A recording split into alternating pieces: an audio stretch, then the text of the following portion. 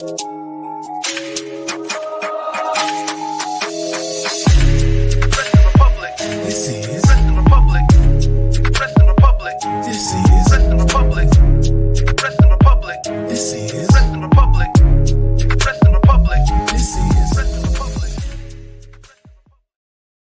is going on, everybody? We are back once again with another edition of Wrestling Republic's daily broadcast. Instagram is being a little funky for me right now, but I'll get that up as soon as possible. But for everybody that's tuned in, thank you so much. As always, it's Wednesday, October 30th, one day before Halloween. I think some people call it Halloween Eve, but that's a bit goofy to me. We'll get to that. It's neither here nor there. I've got a wicked crew riding with me today, though. First and foremost, it's not a Tuesday, it's a Wednesday, but we'll head to the DMV for the Tuesday night delight. Shoddy, what is good? What's good, man? It ain't even been like 24 hours since we were last on the show.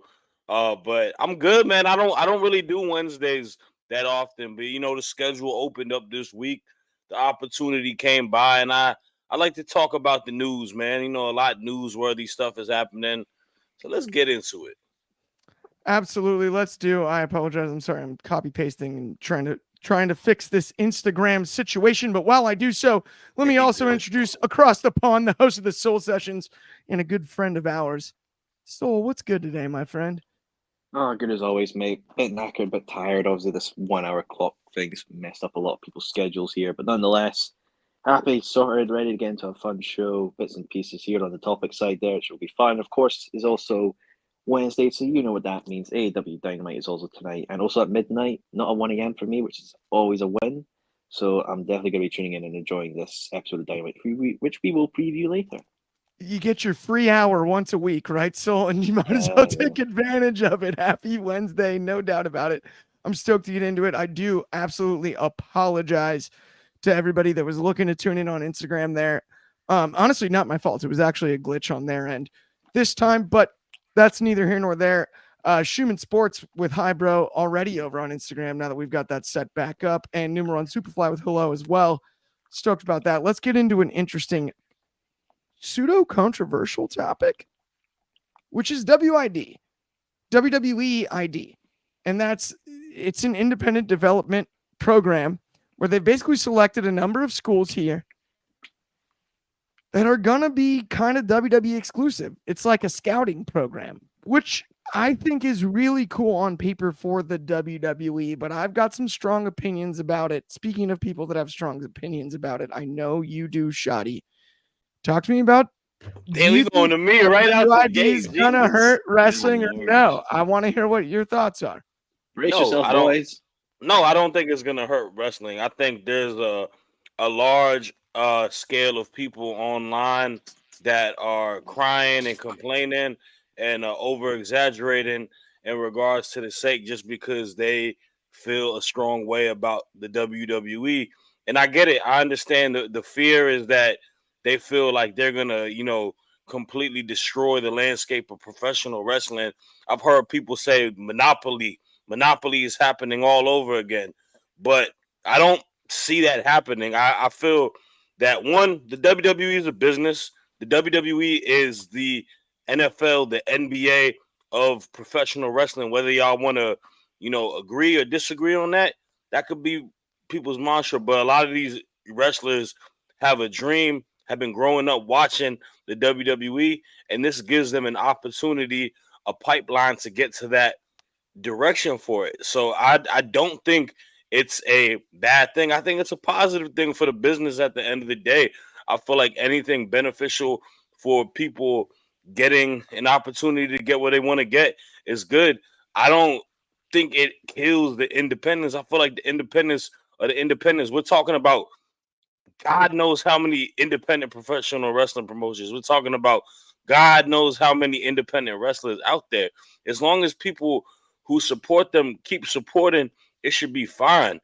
Like, I don't think there's some sort of situation where the WWE is just going to come through everyone's town and destroy these indie promotions. Everything is territorial at the end of the day. Like, I don't think this happening is going to stop, IAW around my area to stop doing stuff. Like, I just don't see it being as that big of an issue as people are making it seem to be. And I do appreciate your positivity about it, Shad. I do have one question though, because you invoked the NBA and the NFL, and are those not monopolies in professional sports? I'm saying the NBA and NFL of the wrestling, and meaning it's the top thing about it. But Of- there are also other leagues internationally, stuff like that that still Right, but hold. nobody's gone head to head with the NFL since the USFL. I'm gonna compare it to something. I'm gonna compare it to something that I do. I battle rap. I've run a battle league for 4 to 5 years, and it is a small independent league.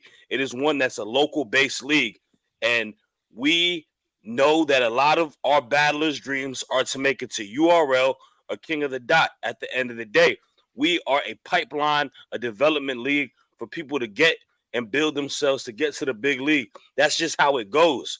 That doesn't stop the league from stop running. Showtime Battle Arena has been running for 11 years, Yeah. going against the URL, going against the King of the Dot. No, and I hear you 100% Shot, and I want to get Soul's take on this too, and then I'll talk about it as well. But Soul, your take when it comes to WWEID just seems so easy to say, but it's WWEID. I apologize, I've done that twice. Do you think it's something that could potentially hurt professional wrestling, given the way that it values these schools in relation to other ones globally? So the main thing that this could hurt wrestling as a whole is all based on one single word: exclusivity. Because think about it like this: the independent wrestling way it works right now is this: you have imagine a big massive ocean, right? Imagine the ocean, and all of the water, which is professional wrestlers, they start in one ocean, and they trickle down through little streams to go to other lakes or little or big rivers. Big rivers being stuff like AEW, New Japan, and Noah, and little lakes being indie promotions like GCW, NWA, OVW. But then you have the big massive lock, which is WWE. But what if that lock, or whoever owns that lock, takes some of their mud or land or whatever and diverts all the streams to go into theirs, right? You affect the origin, which the origin is where these professional wrestlers trains. Now, I believe there has been a report that said there is no exclusivity at this point, which is another keyword, because all it takes is for one change of a contract to being somebody who wants to become a professional wrestler and trains Right. at WWE ID school. You're then locked in there. You can only go to where they approve you to. They might even make you change your name and all that. Just build this whole character. Now, if somebody wants to go to WWE and that's their dream, then there's no problem with it, no matter how much this costs, because I can imagine with how WWE is right now, everything costs a lot. Imagine how much this is going to cost somebody who has to maybe move from another country or another state to go to this WWE ID school, and it might not work out. Most people who do professional wrestling can start out like our class of 20, maybe 2 or 3 might actually go on to actually be successful from it. Now, I've seen obviously this will be a great thing for professional wrestlers in itself, maybe a good avenue of pay. They get to do something, a side job or whatever, maybe education. It will be a benefit. But as somebody, this guy who actually works for indie promotion, we obviously need wrestlers to come in and a massive array of talent to keep the promotions alive. Like in the UK alone, we've had 4 go on shutdown or hiatus of a year because of money situation, and money situation is always a key element of it as well. There's going to be an episode of Take at the Table where I actually do more and more thoughtful detail on this as well without a time constraint. I think I went for nearly half an hour, so that will be coming out on the YouTube channel through Chaos. But nonetheless, if you take all the prospects and lock them down, then you're going to be left with people who aren't at the same caliber. Like, look at the UK scene. If this WWE ID school or whatever it is, and you say you take out people like Luke Jacobs, Riho, Nina Samuels, Subculture, or all these great people, and then you're left with other people. They're good, but they're not might be as experienced as all these other people. And if the elite of the elite go to where all the big money is, you're left with, I don't want to say scraps, but maybe not the best of the litter. Now, the premise is in Scotland. Scotland's mostly family friendly fun. Right. So there's a lot of teen wrestlers. Like that would be detrimental nonetheless if like all the big stars go and it's basically a independent scene run by teenagers. I mean, it very much is just the wording of exclusive. It might be fine now, but there's one chance that if WWE does say it's exclusive. One Then mistake and it gets really sketchy. then it becomes a monopoly, because a monopoly is when an entity has a whole overrun of Right. the entire business.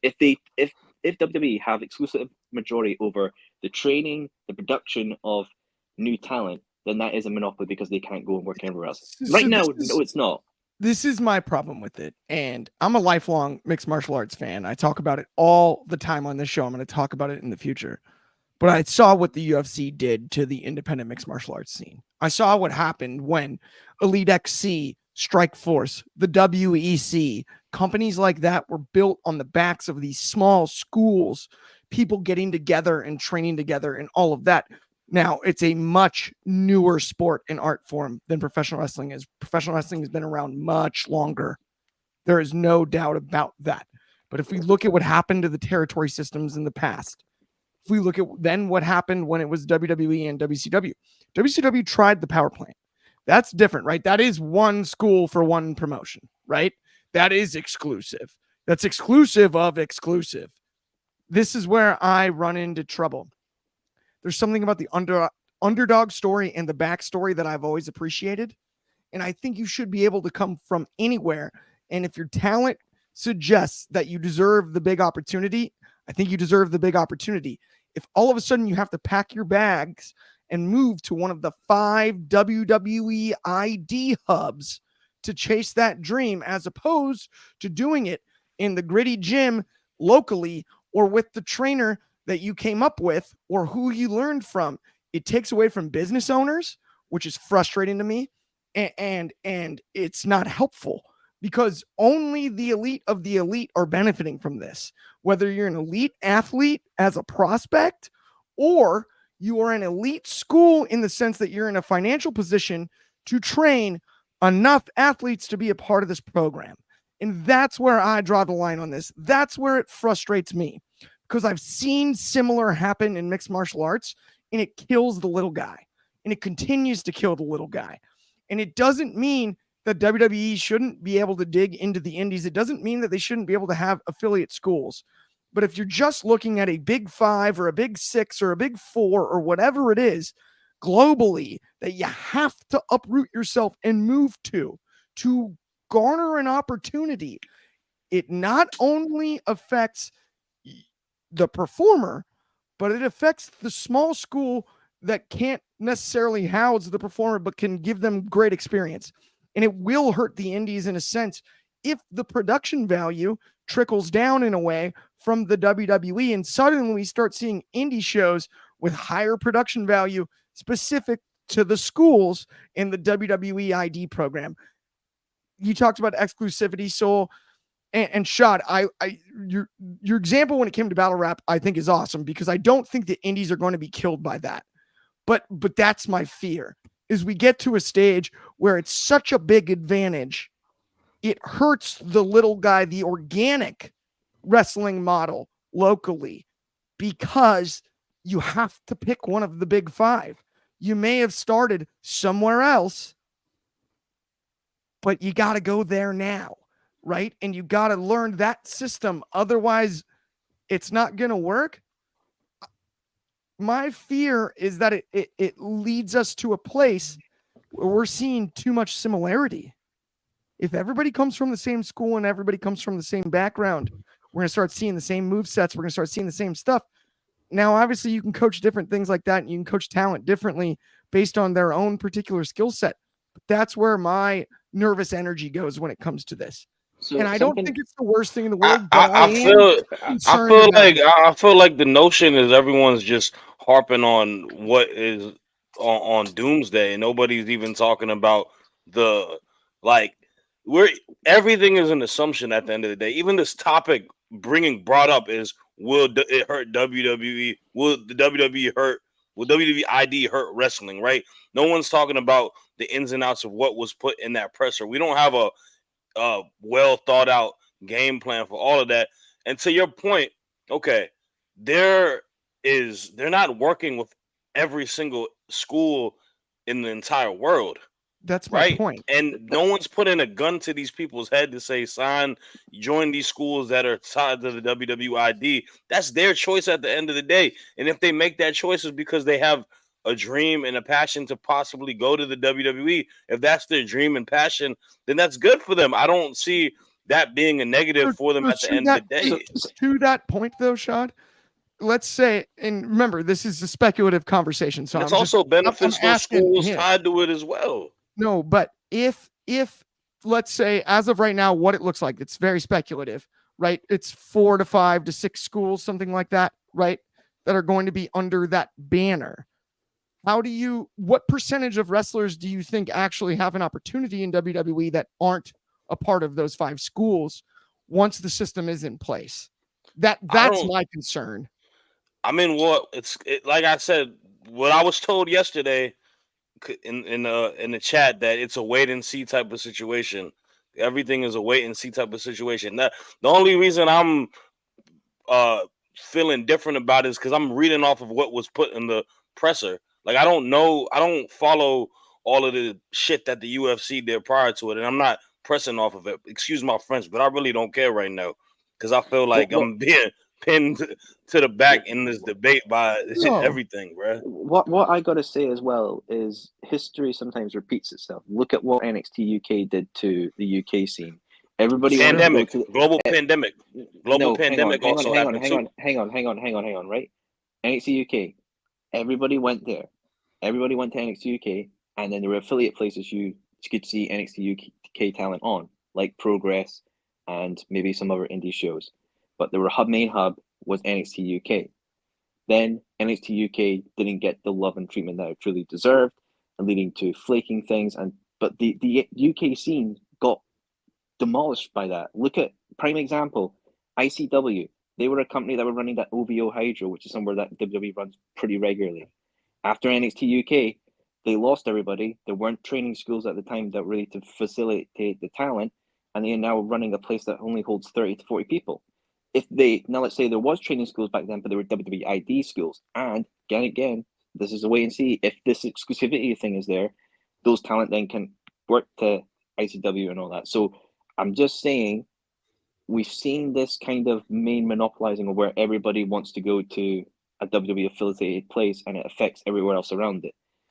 It's just, we don't want history to end up repeating itself. And it might not. This might truly be a beneficial thing, and it could benefit people who have a dream to go to WWE. But at the end of the day, not everybody gets their dream, and there are realistic aspects. You have to look at it. For everyone who, as I said before, people who enter wrestling training, maybe only 2 or 3 may actually achieve their dream. But it's still valiant that people want to chase their dreams. But there is a realistic side to it of where you have to say, enough is enough, and you can't fulfill your dream. It's a sad point, but there is that realistic aspect to it. Now, also what I'll say as well, with WWE, where does this leave NXT UK? Is this like upper development? Is this television development? So what does NXT UK got to do with it? NXT UK was a whole show. Remember, the plan was to do NXT Europe. To his point, the new plan was these schools are in the United States, and that's where it's really. So this is just literally this is just the first step of everything happening. I feel like people are thinking so far ahead on everything tied to it, and it's becoming a point where people in a sick way. I feel a lot of people want this to fail so they can be right about it failing. Like, nobody wants it to fail. Nobody wants it to fail. But a lot of people online want this to be very clear. No, wait, hang on, hold up. I want to be very clear on something. I am so not afraid of this failing. I'm not afraid of saying it succeeding. I'm saying people I'm online. afraid of it personally. No. Seriously. Now, personally, I'm afraid of it succeeding to an extent that it absolutely pigeonholes every wrestling school that isn't a part of the program. It absolutely defeats the business owners at that level. When it comes to a wrestling school, it makes it nearly impossible to advertise a school that's not a part of this program. That's my fear, to be clear. I am super not afraid of it failing. If it fails, it fails. I'm afraid of it succeeding. I'm afraid of it succeeding too much, by a lot. That's where my fear personally comes from. Well, then why is NXT UK being brought up? Because that was a fail. That's something completely different than They did. this being They a did. level of success. Because But it deeply NXT UK affected the independent scene. It's an Those are two affected the different. independent scene. That's two different It's conversations, though. it's a WWE monopolized environment, which what could maybe become of WWE ID if it's a monopolized environment where basically if you go there, you can only go to where WWE approves How of is you. it You can't a go. monopoly? Means WWE runs everything in professional wrestling. Yes, How do There's you, other if your big dream promotions is to happening be a too. pro yes, wrestler, but yes, there are. That's key. But if Yeah, your we dream is have to All be at the Elite height of Wrestling. We pro have wrestling, TNA. and there's now only 5 options, it's like conference realignment in college football. But The not SEC, if everybody you want gets to into play in the the SEC NFL, you're schools trying though. to play in the SEC, and I get that. But it just categorizes it further. It makes it less opportune to come from not one of those schools. To me, it's just a way for people to get seen and get scouted. At the end of the day, they're not picking up every single kid from these schools. I mean, not to be mean, it's like the NIL. Not every one of these collegiate athletes end up going to NXT and to the PC. Some of them don't even get signed to a WWE contract. That's just Some of how them their just scouting bounce. process is. Like ask the Cavender twins. Some of them just bounce. Yeah, some of them exactly. They didn't even partake in it. It's just like I look at it just like the NIL stuff. It's literally just a way for WWE to scout and doing it in a different way. And there's the other thing too. People were complaining about WWE only scouting collegiate athletes, creating their stars and whatnot, and they're saying it wasn't fair to the independent wrestlers getting an opportunity to get on NXT. Now we have a way for them to kind of potentially get independent talent signed to the WWE NXT, and now it's a problem as well. Like y'all, I don't get it. Where does right happen? Where does right happen at all the situation? The WWE is the WWE at the end of the day. No, Like and they're well within their right to do it. To your point, yeah. I just think it's a business move for WWE. It's the best. Can, for WWE, it's the best avenue of business. You basically can facilitate an environment where you develop people you want and have them play the role that they want, whether it's enhancement talent or stars for NXT or stars you can see on the main roster. You build that environment of where you can get that. But here's the thing as well that people might not really realize: there's not a lot of money in independent wrestling for promoters.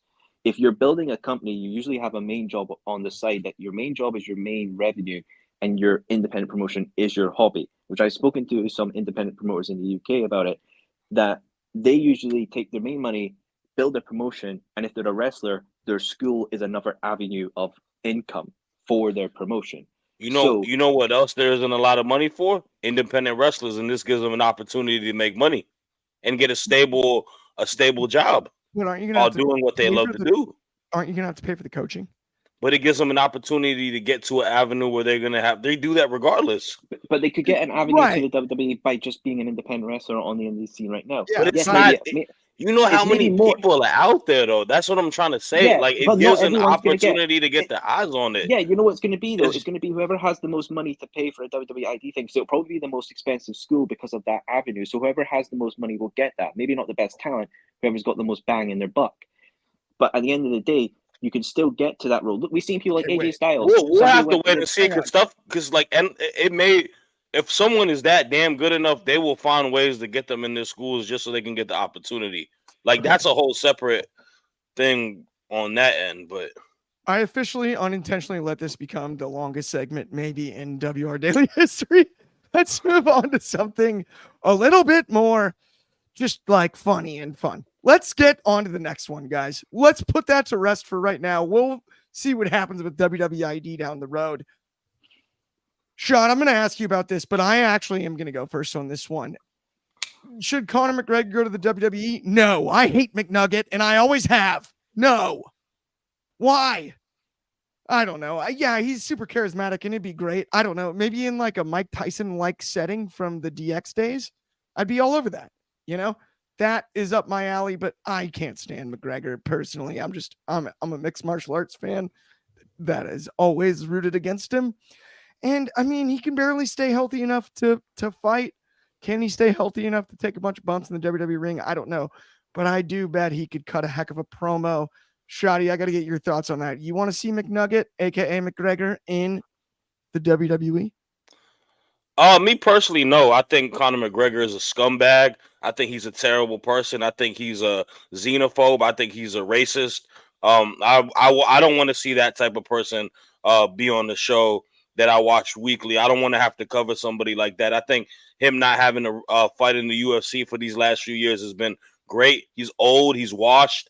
I'm good on him being on the WWE. Does he have the ability to cut a promo and say some, fiery, racy stuff with a lot of confidence and swagger and do all of that? Sure, but that ship has sailed, and I don't want WWE to be like this whole thing again, or pro wrestling to be like this whole thing again, where we get these washed up UFC fighters try to jump ship and do what they want to do, right? Like, I know that we have the whole partnership with TKO, but I feel like there's even more skilled people that love the landscape of pro wrestling. You look at someone like a Lola Vice. She loves it. She loves it a lot, and she's learning. She's taking the time. Shayna Baszler, even Ronda Rousey to an extent too. Yeah. I don't think Conor McGregor has that passion. I think he's blowing steam. It sounds better than it's gonna be. I would rather see, like, if I was to pick someone from the UFC, give me like an Israel Adesanya. Like, that's someone who's got a lot more swagger, Ooh. who loves pro wrestling, coming out to the Undertaker entrance. Yes. He follows the product all the time. That's someone younger, a better than, in my opinion. I would rather see someone like that. But I'm good on McGregor. Let him do whatever he's doing. He's a bum. Bobby Petito is in agreement with no, I don't want to see Conor McGregor in WWE. I will say this. The more I've thought about it, the only way I'm cool with it, and Numeron Superfly added, actually, wait, before I deliver that line, I don't really know much about Conor, but I do want him in WWE, question mark, no. No, unless there's one scenario for me, and that is if we can get Mr. 209 himself, Nate Diaz, in the WWE via Conor, I'm in. Whatever happens there, because you just like that. Let him get beat up by Khabib at a Crown Jewel event. Yeah, there we go. Let him get beat up by Khabib, or dude, I don't know, Nate Diaz on a WWE mic, and this is the you never know. But see, this is the thing, bro. Like, then it becomes WWE, UFC. Like, I feel like there needs to be separation at the end of the day. I understand there's people with MMA backgrounds that come into the sport and that have a high level of success. But like, just because they were a big name in UFC don't mean they gotta be a big name in pro wrestling. No, I agree. Like, it just, I don't know. I just personally, the more I've thought about it, like, yes, I get if you're a Conor fan and you're a fan of his brand of humor and whatnot, I can see how somebody else might be like very excited about that prospect. To me, Nate Diaz is born for a pro wrestling microphone. I don't really care what happens with the physicality, but just like give him a WWE mic and see what happens. It would just be, I mean, I would rather see Nate Diaz too. I like Nate Diaz. That would tickle me. It would just tickle me. Like, it's Nate Diaz. He's a classic. Yeah. Okay, speaking of classics, though, if you haven't already signed up, what in the world are you waiting for? We've got this code for you. It's 50% off.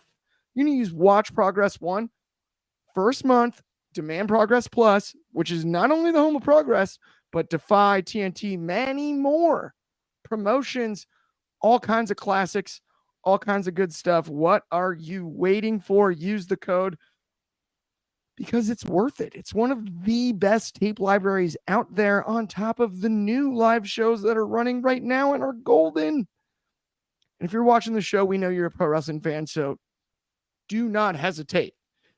Right when you get done with this, one more time, head over there to Demand Progress Plus, use that code Watch Progress 1, and you're going to get that half off. And it's worth it.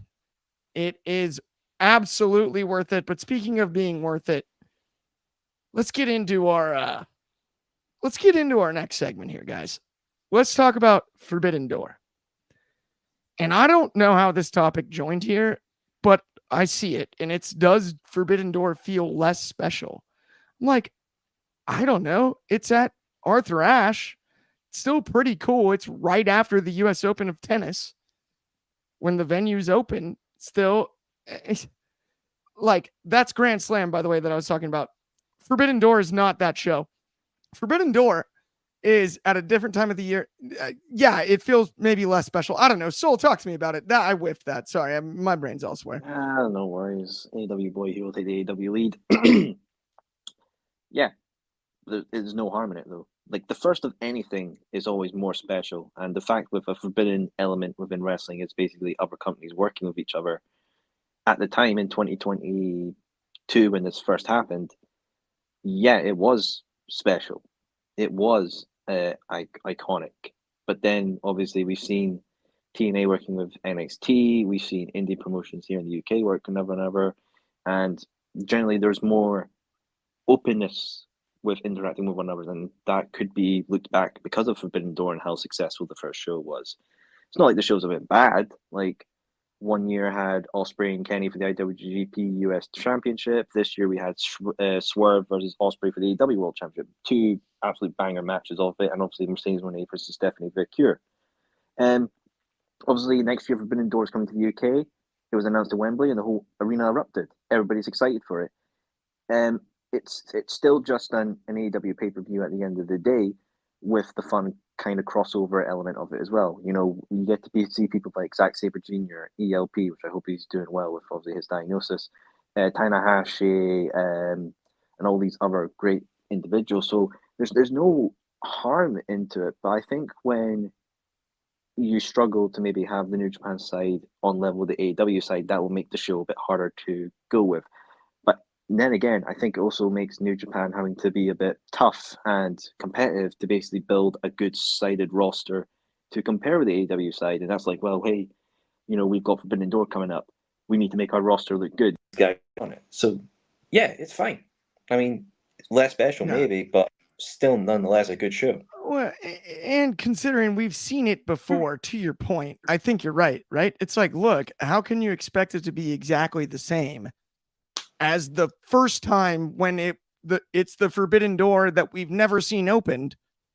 So if it's every year, it's not gonna feel the same as it was in year one. I think I think my standard. my only criticism, or may not even a criticism, but critique, they just got to find ways to build the card better. Make and I know it's difficult, obviously, because people are overseas and it is an international thing. But like more creative ways to build storylines and whatnot. Get ways to kind of like I think they did it good this past one with a few matches. Obviously, I thought like the Stephanie and Mercedes build was good for what they were able to do. But do a little bit more of that, and then less of the I feel like a little bit more inclusivity with some of the matches and not just trying to throw everybody on a card just to get them on a card could benefit them too. Absolutely. Well, I mean, yeah, I'm sure. I mean, about like obviously we've seen more Stardom involvement, especially this year, obviously after the management change. So I mean, hopefully that does line for the future of the show, and especially within the UK as well. I would kind of love a UK element to it as well, getting people who've been on Progress or Rev Pro, maybe even in the Scottish and Wales and Northern Ireland scene involved as well, because I can't remember the announcement of the poster. I'm pretty sure it does have New Japan on the logo, but there's nothing to say, hey, Rev Pro on, especially when New Japan's worked with Rev Pro in the past. And CMLL too, I think. That too. Yeah. Let's talk about though AEW Dynamite tonight. It is Wednesday, and you know what that means. Monster shout out, Brody Lee. I'm excited for this one. This is interesting. We've got some big matchups. Obviously, we've got the Young Bucks and Private Party from a place you got to be on a list to get into. One of my favorite announcements in all of pro wrestling. We've also got some other interesting stuff when it comes to Dynamite tonight. It's going to get a little funky out there because Shelton Benjamin is taking on Swerve Strickland. Yeah. And is this when we finally see one Bob Lashley? I got to ask you first, Soul. Talk to me about tonight's Dynamite. Yeah, I mean, I feel like it's pretty obvious that Bobby Lashley might debut tonight with MVP handing out the cards, and I'm sure Shelton has Hurt Syndicate on his trunks. It's probably leading to that, and I think Bobby and Swerve would be a good match to build for Full Gear from this point. I think that'd be really fun. But there's a match on this card especially that I'm worried about. It's Bucks versus Private Party. With the way things, I've always said Golden Lovers versus the Bucks at Wrestle Dynasty for the tag titles. Now, the way that I'm seeing things play out, I'm scrapping that, and it should probably obviously be Tanahashi and Kenny versus the Bucks, because it will be a part of Tanahashi's retirement tour. Him and Kenny have history. Kenny has history with the Bucks, and it'll be a good show to put on Wrestle Dynasty. Doesn't necessarily need the tag titles. Private Party does, because if you put the tag titles on Private Party, it rewards the long-standing team within AEW. It gives them a good rise, hopefully, and you get heel conflicts, which will be interesting, because as I said before, AEW has too many heel championships, and the Elite aren't really needed in their heel roles. I think BTC with Mox does that more effective. So if we get Private Party with the tag championships, that means you can have heel teams like Grizzled Young Vets, MXM Collection, LFI, all these teams then going after Private Party. Heck, even Lance Archer and Brian Cage of the Don Callis family. Heck, you could even have Wheeler Yuta and Claudio go after these championships to represent the BCC side. You will have more fun matchups than the Elite holding these championships. And I swear to God, if the Elite somehow retain and we lose Private Party, I'm gonna hate this episode of Dynamite. I'm gonna hate it, because I'm there's with you. there's no benefit from Private Party. It's As simple as Private that. Party's time. I think you're spot on. It reminds me a lot of All Out, one of the highlights of the All Out Brawl Out that I attended.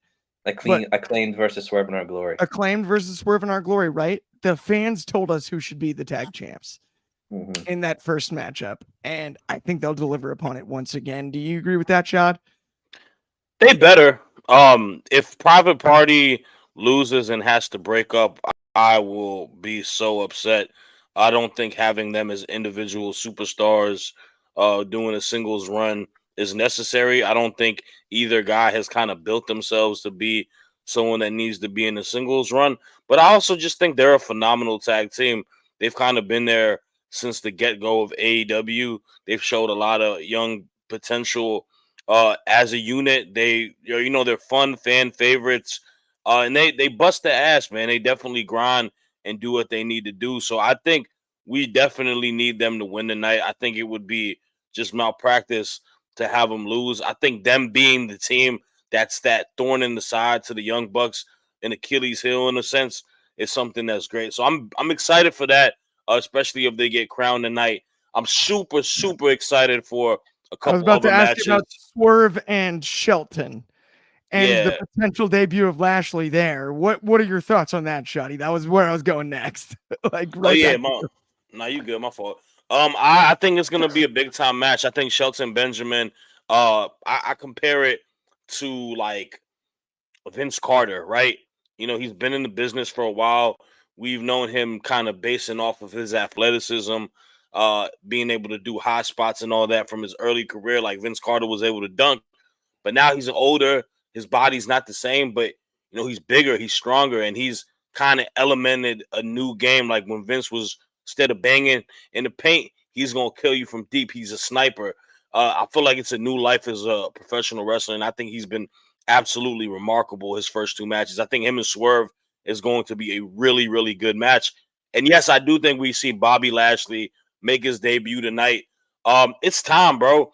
It's time for the Hurt Syndicate to get an opportunity to show what they can do in All Elite Wrestling. It's a big time pickup as a unit.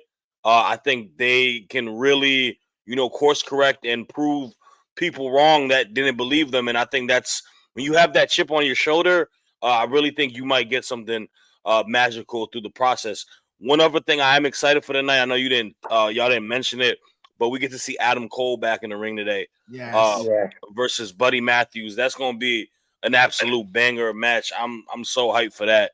As well as Camille versus Statlander. I think that's going to be a good Clash of the Titans type of situation. Yeah. I think no doubt. And seeing Adam Cole back coming off of an injury that gruesome, that now that we know the details of it, I mean, look, he needed an organ donor to heal from that injury, and that means it's pretty dang serious. Yeah, like, what I mean? That's crazy. Yeah, man. Like, Adam Cole to me is one of the more underappreciated wrestlers in this industry. I would think agree. I think when we talk about the black and gold era of NXT, he was probably one of my favorites. Like the whole Undisputed Era, they were a gold my faction, and he was the guy that really popped to me because he's just kind of good at everything. He has that element of being a great talker, telling stories on top of being an incredible professional wrestler.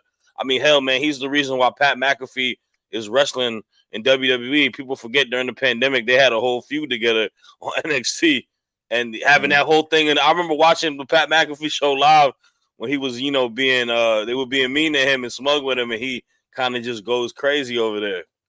No question about it. I'm with you. And like one last other thing that I wanted to mention, the Callis family Ricochet thing with the Takeshita rivalry.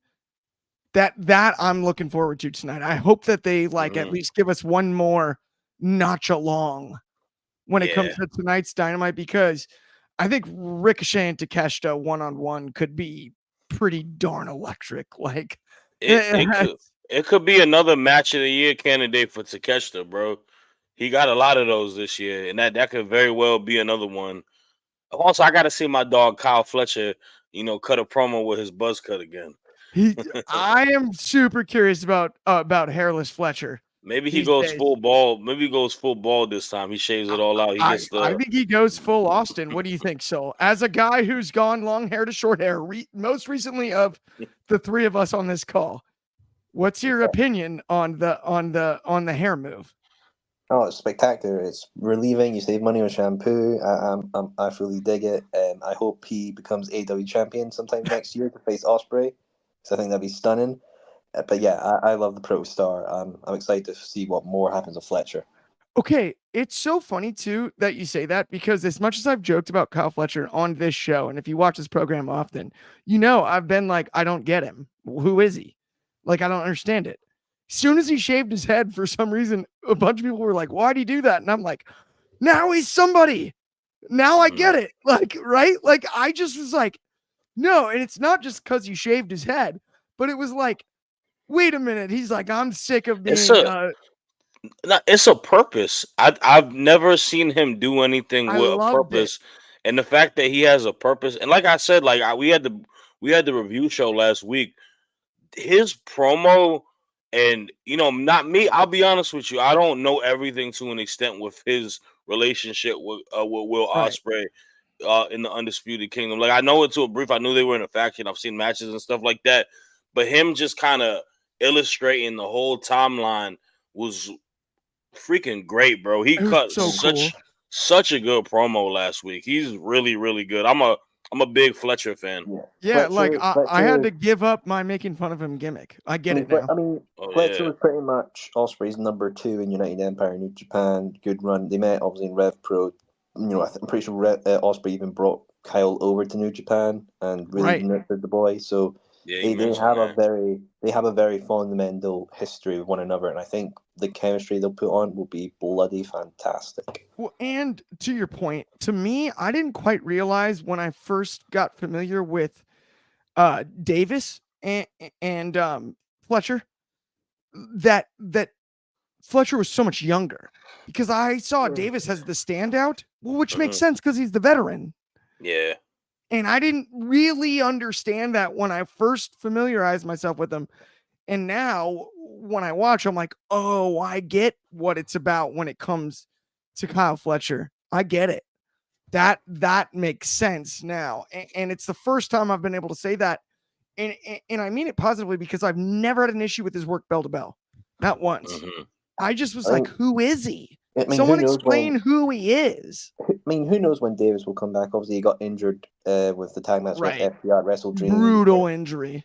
Injuries take a long time, so when he comes back, will he approve of this new Fletcher? Will he side with Ospreay? Will he bring over some of the other United Empire guys who are still in New Japan? Still got Jeff Cobb hanging out there. I like the idea of Callis just managing the rest of the United Kingdom and Takeshita, and that being the faction just as a unit. That'd be a good match for Forbidden Door.